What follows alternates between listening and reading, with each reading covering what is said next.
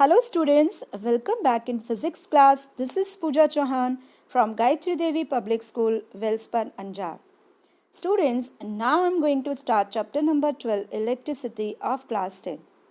तो इलेक्ट्रिसिटी के बारे में सभी को अच्छे से पता है, यानी कि लाइट. इलेक्ट्रिसिटी की वजह से ही लाइट क्या होती है, जलती है. हमारे जो घर में हम अप्लायंसेस यूज़ करते हैं वो चलते हैं. तो सब किसकी वजह से हो रहा है, इलेक्ट्रिसिटी की वजह से हो रहा है.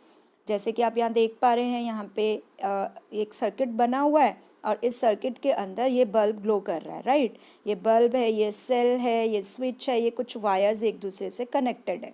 तो इस तरह से इलेक्ट्रिसिटी होती है प्रोड्यूस, क्योंकि जो चार्जेस होते हैं ना सेल के अंदर, पॉजिटिव और नेगेटिव टर्मिनल है, ये चार्जेस फ्लो करते हैं और फ्लो करने पर ये एक दूसरे से कनेक्टेड होते हैं. तो चार्जेस का फ्लो होता है, इलेक्ट्रॉन्स का फ्लो होता है, जिसकी वजह से बल्ब जलने लगता है. पर इस कंसेप्ट को पढ़ेंगे हम थोड़ा सा डिटेल में, राइट. कि चार्जेस क्या होते हैं, चार्जेस अट्रैक्ट होते हैं, कौन से चार्जेस रिपेल होते हैं. तो इन सबको हम आगे पढ़ते हैं थोड़ा सा डिटेल में. तो आइए देखते हैं हम कि इलेक्ट्रिक चार्ज जो होते हैं वो एक्चुअल में कितने टाइप्स के होते हैं. Electric charge students, positive charge होता है, नेगेटिव चार्ज होता है, दो तरीके के चार्जेस होते हैं, राइट. और जो चार्ज होता है ना, इसका जो सिंबल होता है वो होता है Q. You can take capital Q and small q also, right. Small q भी ले सकते हैं, capital Q भी ले सकते हैं. तो symbol used for it is Q and unit that is measured to is coulomb. जो चार्ज की यूनिट होती है ना, यूनिट क्या होती है इसकी, कूलम, जिसको हम डिनोट करते हैं कैपिटल C से. अब स्टूडेंट्स, कूलम क्यों यूनिट रखी गई थी, क्योंकि जो ये फिनोमेना, ये कंसेप्ट था ना चार्ज का, ये कूलम एक साइंटिस्ट थे, उन्होंने ही दिया था.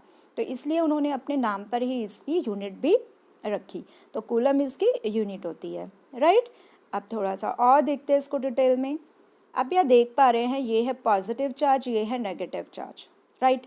तो अलग अलग एक्सपेरिमेंट से ये प्रूव किया गया कि जो सेम चार्जेस होते हैं ना, वो हमेशा एक दूसरे से रिपेल करते हैं, यानी कि एक दूसरे से दूर भागते हैं. जैसे कि आप यहाँ डायग्राम में देख पा रहे हैं कि जो सेम चार्जेस है ना, वो एक दूसरे से क्या कर रहे हैं, दूर जा रहे हैं. एंड जो डिफरेंट चार्जेस हैं वो एक दूसरे के पास आ रहे हैं. तो बहुत सारे एक्सपेरिमेंट्स किए गए. तो उस एक्सपेरिमेंट से ये कंक्लूड किया गया कि जो अपोजिट चार्जेस होते हैं ना, एक दूसरे के पास आते हैं, और जो सेम चार्जेस होते हैं वो एक दूसरे से दूर जाते हैं, right. Also when the electric charge are kept, they create a small area around itself. When its effect can be felt is called electric field. वो कह रहा है कि जब चार्जेस होते हैं, मतलब जब इलेक्ट्रिक चार्ज होता है ना, तो एक स्मॉल एरिया क्रिएट कर लेता. मान लो ये एक हमारा चार्ज है, राइट, इलेक्ट्रिक चार्ज है, यहाँ पर इलेक्ट्रॉन है ये हमारा. तो ये कुछ चार्ज क्या कर रहा है, इसके अंदर इलेक्ट्रिक चार्ज है, यानी कि इसमें इलेक्ट्रिक चार्ज है.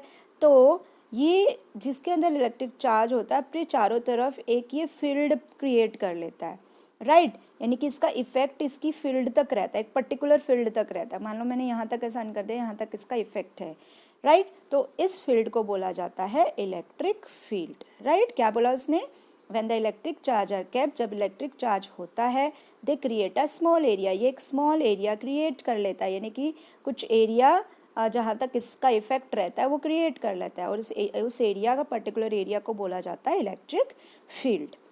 Now electric charge is equal to the number of electrons in it. Electric charge क्या होता है कि जितने उसमें नंबर ऑफ इलेक्ट्रॉन्स हैं, राइट.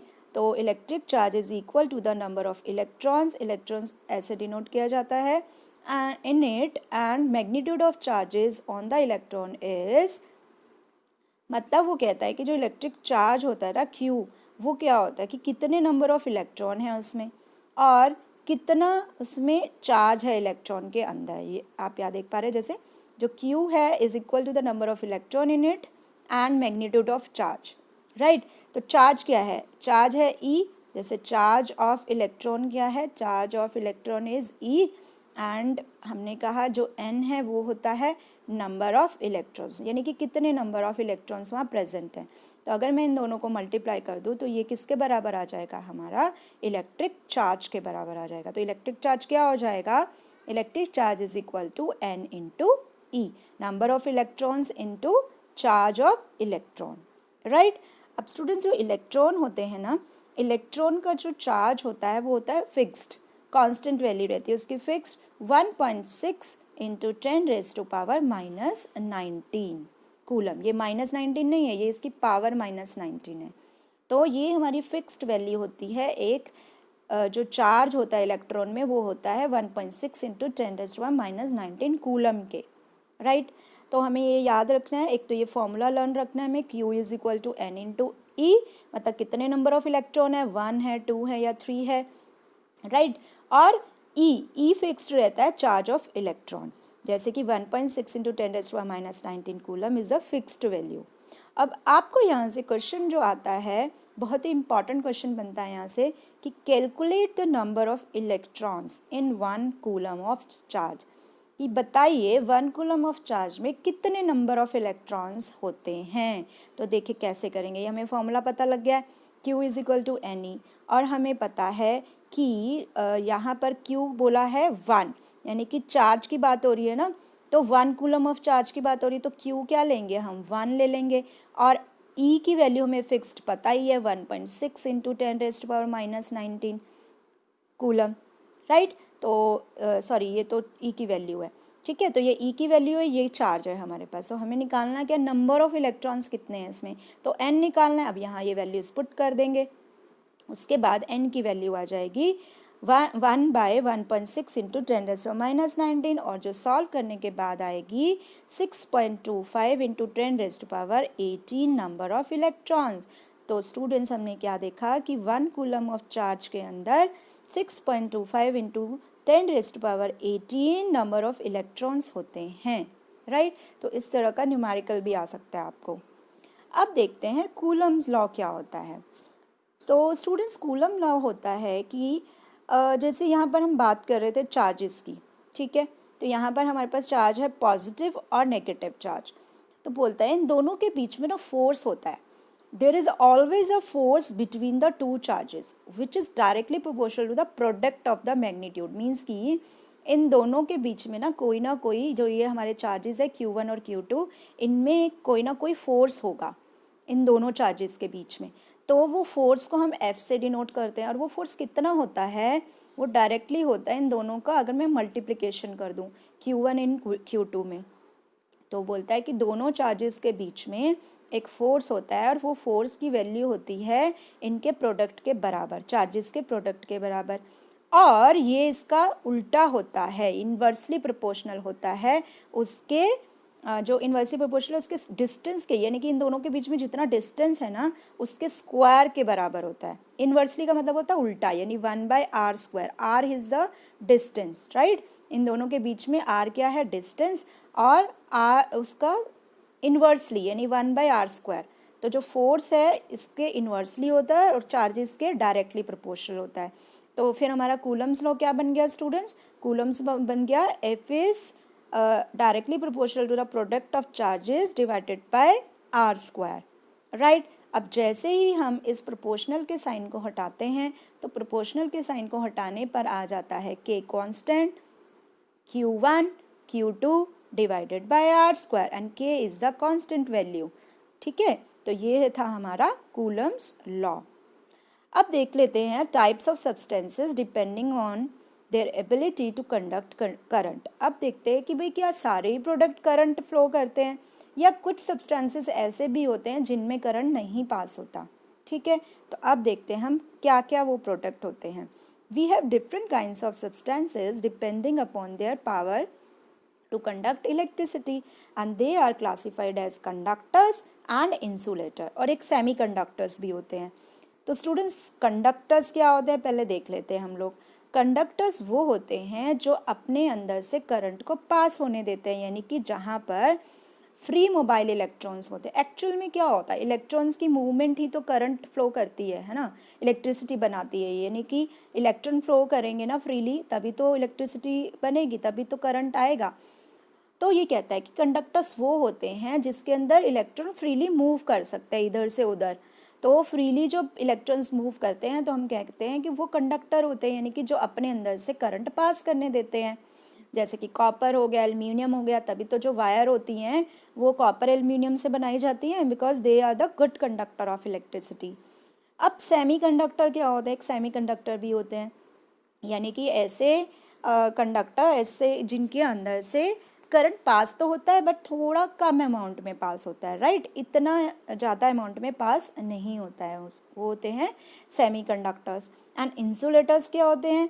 वो जो जिसके अंदर से करंट पास ही नहीं होता, यानी कि इलेक्ट्रॉन मूव कर ही नहीं पाते हैं ज़्यादा उसमें से, जैसे कि ग्लास हो गया। दो substances which give free electrons are good conductor, those which do not free electron are poor conductor. यानी कि जैसे लकड़ी हो गई, वुड हो गई, इसके अंदर इलेक्ट्रॉन का जो फ्लो होता है ना वो ज़्यादा नहीं होता है, मतलब कि वो फ्लो ही नहीं करते हैं, फ्रीली फ्लो नहीं करते हैं, वो फिक्स्ड रहते हैं, ठीक है। तो वो होते हैं इंसुलेटर। जैसे रबर हो गया, तभी तो आप देखा होगा रबर के ग्लव्स बनाए जाते हैं। इलेक्ट्रिसिटी जो इलेक्ट्रिशियंस होते हैं ना, वो रबर के बड़े बड़े ये ग्लव्स डाल के काम करते हैं ताकि उनको करंट ना लगे, क्योंकि उसके अंदर से क्या, वो पुअर कंडक्टर होते हैं, उसमें इलेक्ट्रॉन फ्रीली मूव नहीं कर पाते।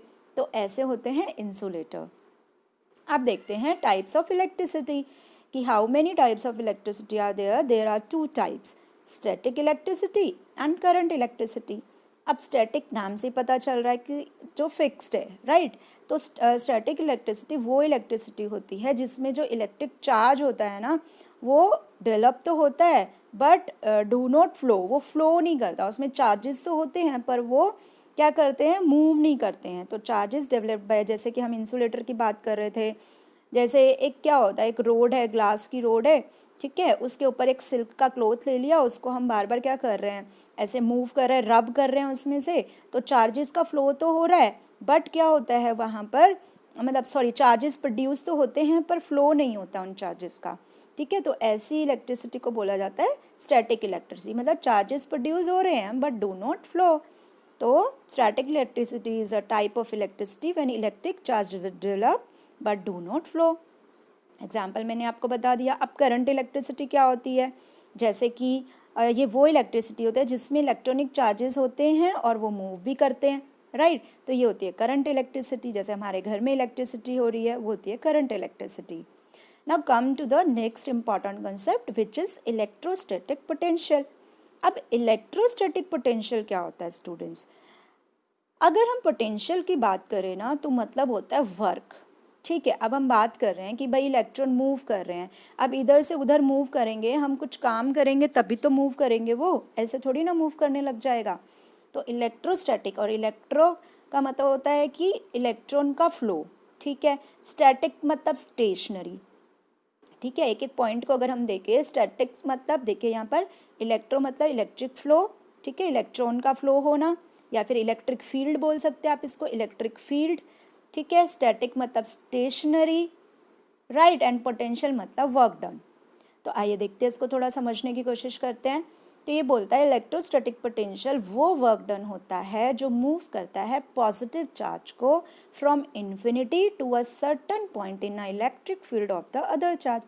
अब स्टूडेंट्स इसको ध्यान से ज़रा समझना। मान लेते हैं हम यहाँ पर हमारा एक इलेक्ट्रिक फील्ड प्रोड्यूस है, यहाँ एक चार्ज है, राइट, यहाँ पे इलेक्ट्रॉन्स मूव कर रहे हैं, यानी कि एक चार्ज है Q1 और यहाँ इसने एक फील्ड क्रिएट कर लिया, यहाँ पर एक चार्ज बन गया ये, ठीक है, इन्फिनिटी पर एक चार्ज बन गया, ठीक है।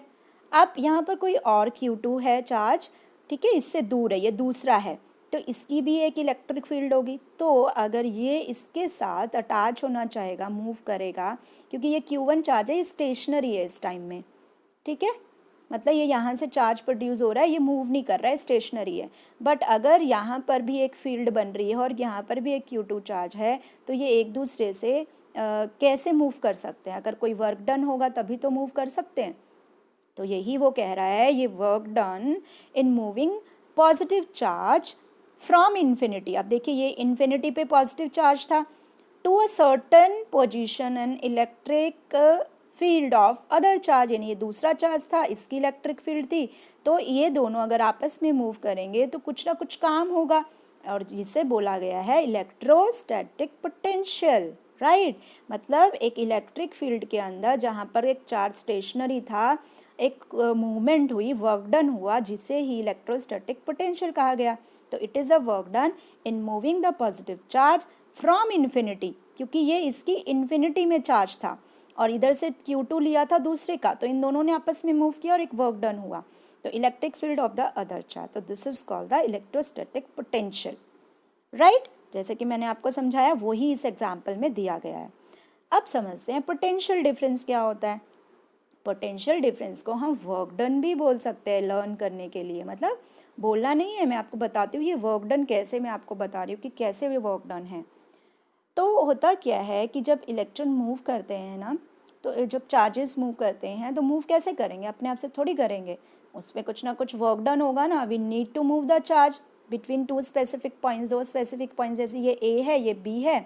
देखिए मैं आपको बताती हूँ, यहाँ पर सपोज यहाँ पे एक है, मैंने ले लिया पी पॉइंट और एक ले लिया ए पॉइंट, ठीक है। इसमें पॉजिटिव चार्ज आ रहे हैं सारे में, इसमें सब नेगेटिव चार्ज है, ठीक है। अब जब पॉजिटिव चार्ज वाला है मतलब ये हायर पोटेंशियल है, इसमें कौन सा है, हायर पोटेंशियल, और नेगेटिव चार्ज वाला है इसमें है लोअर पोटेंशियल, ठीक है।